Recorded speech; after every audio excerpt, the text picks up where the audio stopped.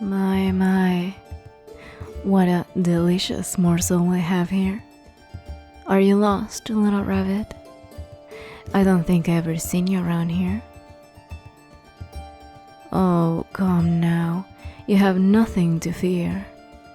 Our costumes may portend an ill-ending relationship, but I assure you that I am a most charming and respectful wolf. I abide by polite courtesy and elegant social conventions. Though, I can say I'm not fantasizing about what you would taste like. Can't say I wouldn't like to eat you whole right about now. Relax, have some wine, enjoy the music. In fact, the dance floor seems to be distinctly missing a bunny and a wolf duo. A shame to like in such delectable antics, don't you think? Though it is a shortcoming most easily ameliorated. Won't you join me?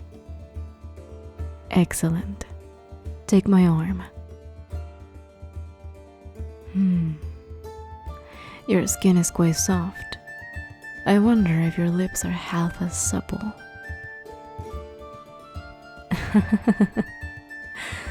Don't worry, sweet rabbit.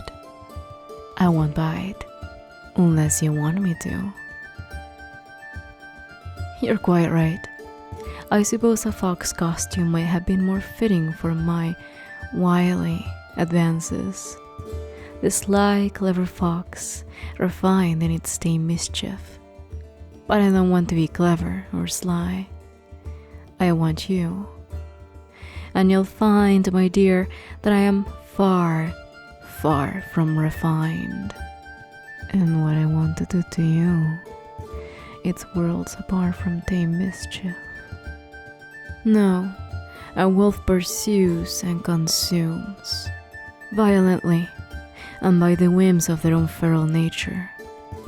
A beast, untamed, and so a beast I shall be. Hide it all you like. There's something quite tempting about a creature so savage, the allure so strong as to feel almost sinful. And equally damning, the craving that overwhelms you, a voracious appetite for seductive danger indeed. And dear, I'd be more than happy to satisfy this hunger of yours, if only you promise to satisfy me in turn. I've been starving for so long, and I finally found someone worthwhile to feast with or on. That's yet to be decided. Oh, but sweet morsel, isn't it obvious? I was drawn to you the moment I laid eyes on you. Everything about you intrigues me. Your voice, your presence, your scent. It's quite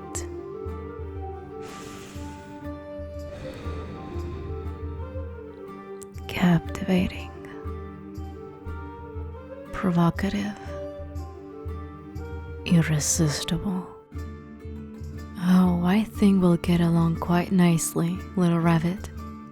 I think you'll come to find that I'm a splendid partner in many affairs.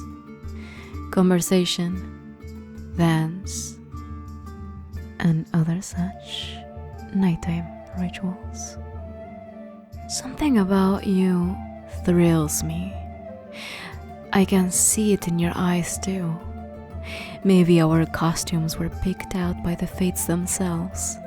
The nature of our coming entanglement foretold by those lovely snow-white ears of yours and these sharp teeth of mine. Your heart is beating ever faster, dear one. I can most certainly tell. I can feel your pulse through your gloves. I could feel it even if I were to only softly kiss the inside of your wrist, like so. Shall we see if this method holds true for the pulse of your neck as well? Come now. There's no point in denying it. You ache for the chase, for the adrenaline, to be devoured whole. And who are we to interrupt such natural, inevitable, primal urges? Let's start our hunt soon, yes? I'm feeling positively ravenous. I rarely find a treat that I am so utterly bewitched by. I can hardly contain myself. It almost reminds me of...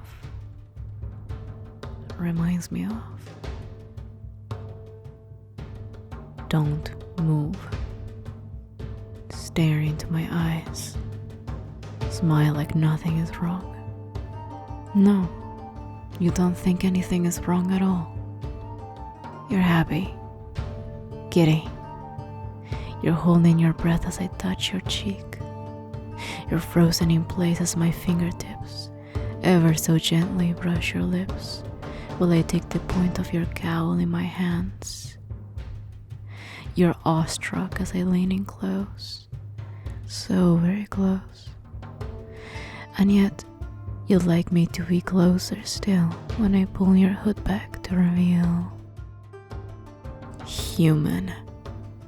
I thought I told you to stay away and never come looking for me. Lowly mortal, I can't believe I let myself get this close to you again. That I'm actually dancing with you right now. It's disgusting. You know where the boundaries between our worlds lie. You made that quite clear when you trapped me in that iron cage for weeks. How did you end up here? Oh, how wonderful it is to see the righteous fall so far. To think of all those weapons and charms to work against us, and you're felled by simple, beguiling fairy song. That's a good guess, but I like to think I have more creative schemes in store for you. The imbalance between us is a force that constantly harrows me. You had the misfortune of stumbling upon it once again. All that began that fateful day of our meeting, and all that's been allowed to fester since will finally be brought to an end. All that you've done to me. All that you do to me. And for what? Accidentally chasing prey onto your grounds. There exists a debt between us. One I intend on repaying fully in kind. You know, when your family had me dangling in that shed for all those days, I thought of nothing more than slowly, meticulously slicing them apart, bit by bit. As the iron bars burned my skin, as I choked on the salted rowan berries that they forced down my throat to keep me alive and in agony. And then there was you. You with your water. You with your bread. You with your kindness. A self-serving kindness that only worked toward prolonging my torment and maiming my pride. Through all that pain and suffering, I thought of you, and only you. Of all the humans that have ever dared to touch me, you are the one I think the most. And even as I plot my revenge against your family, even as I dream of their terrified screams, it's you that I want most of all. I'm seething with hatred and rancor, and I can't seem to stop bringing to mind the image of your face. Are you frightened? You should be. But you don't look it, do you? You drank the wine against your better judgment, and now, even as you're smiling from ear to ear, dancing with vigor, your cheeks flushed a lovely shade of pink. On the inside, you're filled with absolute dread. Are those tears? I'm half tempted to taste them. The bitter sting of them on my tongue, a delicious contrast to the absolute pleasure of seeing that sweet, horrified look in your eyes. We truly are the rabbit and the wolf, aren't we? I could make you do anything I want right now. I already glamored you earlier when I took off your hood, and who's to stop me from doing that again? I'm having trouble on deciding the nature of fun I want you to perform just for me tonight, though. Something mortifying, something amusing, something naughty. No, I think I'll just step away, just watch you dance, and dance, and dance, forever. Such filthy words for so delighted a face. And what pathetic, baseless accusations you throw. It's almost comical. Oh yes, dear. Baseless accusations indeed. That's all they are. Pitiful imitations of solace to distract you from your own dawning despair. I can't lie, remember? What are the first rules any mortal babe living at the edge of a magical wood learns? Never give your true name. Never eat fairy food. Never dance at a fairy revel. You've already broken those latter two. But the first rule has yet to be breached. I'm not worried though. We have time yet, my pet. Dance for me. Grow desperate. Feel that same helplessness as I for those tortuous weeks. The same detestable helplessness I feel now looking at your face. I think I'll do the same thing that you did to me. I wished for merciful death in that cage, but you just wouldn't let me die. I bet you relished the power you held over me in those moments, the inferior mortal finally taming their powerful betters. I bet you savored how, even as my conscious mind begged for you to leave me alone to rot and die, I crumbled at the mere sight of you, my resolve bending to your will, my base instinct to survive ruling out all logic, the vile conditioning, a deplorable abomination of hope and hate. I can do that for you. I can force you to eat our delicacies until you're well, then sick, and I can repair the cuts and scrapes that will mar your feet until you're covered in scars, all to keep you alive and dancing. Forever. For me and me alone. This personal show, retribution for the pain you cause me daily. You'll see that I can just as easily make you beg, too. And when this is over, when your mind is as frayed and tattered as mine is, then perhaps I'll deign to. Your Highnesses, to what do I owe the pleasure? Oh, my dancing partner here is far too lonely for the likes of your royal blood to have ever met. Let them be. As far as invited guests go, they're one of mine. Please, allow me to serve you refreshments and we can move on to more appealing topics. I insist. Pay no heed to this commoner. Theirs is a charm that intrigues my uniquely morbid tastes, unsuited for your refined palates. Your Highnesses, the hood is an integral part of their costume. Perhaps it wouldn't be wise to... Yes, your graces. The guest is human, but I stand by my earlier statement still. They're mine.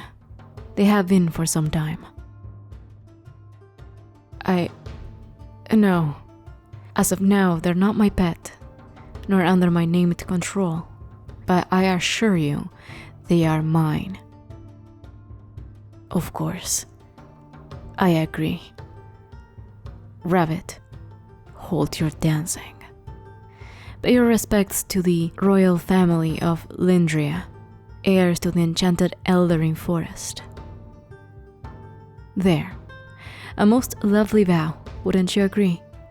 Swift and compliant, as expected for one I hope to be bespelled by me. Certainly that can convince you the surety of their mind under my thrall. Of course. and you would be well within your right to claim this human as your own pet. But as I have insisted, and already proved, they are mine. Before you lies a will already tamed, broken, and at the mercy of all that binds this wolf and rabbit. They will listen to me and me alone, especially when their life depends on it. Perhaps to prove our relationship, we can do something more compelling. Oh, bunnies are good for far more than simple parlor tricks. They can put on the most entertaining of shows. Can't you, dear? My prince and princess, this one may see you as royal heirs, but under my direction, this human will see me as a deity. My word will be sacrosanct, their life oblation. Would you like to see? Mortal, kneel before me. Mortal, tilt your chin up, look into my eyes, bare your throat to me. Mortal, whisper your worshipping adoration for me. Slower, slower. Mortal, do not move an inch, even as I put this dagger to your throat. Even as I cup the back of your neck to press you further into the blade. Even as I bring my lips to your ear to offer you a final farewell. You're putting a good show, dear. Though I think reverence is far less an arresting expression on your face than delicious bleeding. See, your highnesses, even in the face of death, perfectly tame and docile, perfectly mine. Yes, thank you. I, in particular, am enjoying the revel immensely. Your costume events are always good fun. I've waited so long to see my human just like this. I hope that the tithe I dropped off at the altar earlier will prove to be a most agreeable offering. Yes, of course. Have a good evening. Oh, that's a cute touch, human. Most would sleep up and immediately rise as soon as they thought the charade was over. But you knew better, don't you? You know you'll have to keep up this act, if you wish to remain unclaimed by unknown, vicious fairies here, just as eager to devour you. I can't say I really want you to stop kneeling. I quite like the sight of your bowed head, of your vulnerable neck. But look here, human. I said, look here. As for now, you're trapped here in Faerie. That food you've eaten has bound your mortal soul to these lands, and if you were to ever step foot outside of this forest, you'd immediately turn to ash. You have 3 choices. You can leave these woods and die young and pointlessly. You can strike out on your own in this world and either get eaten by some monster or enslaved by a cruel, ruthless stranger. Or you can take your chances with me. Give me your true name. It is the only way for me to ensure that you won't do anything stupid and get both of us killed while you're here. It'll cement your position as my personal, chosen plaything, elevating you to a status that no one would dare try to touch. No one except me, of course. It's too much of a hassle to continuously glamour you, and it would prove to be a sort of invitation for other interested parties, like the prince and princess themselves, to come and try to steal you away from me. You don't want that. I don't want that. Well, obviously I like your name for my own purposes as well, but at least I'm a poison you've already tasted. It's up to you to predict whether or not you can survive me. Oh, I have plans. Of course I have plans. I meant every word I said about the pain and suffering and hatred, every word about you. Withered sanity will feel like nothing compared to what I want you to feel. You will feel a burning as fierce as my own, and that overwhelming want to hurt and break and shatter. You will feel the same want I feel for you. Your desire will match my own, writhing and inescapable, excruciating, mind-consuming. The remedy, an agonizing venom in and of itself, by the name of you, evading this torment, feeding it. A damned cyclical frenzy growing into madness, indistinguishable from addiction. And beneath it all, the struggling to crawl your way back to contempt, only to find the betrayal of infatuation instead.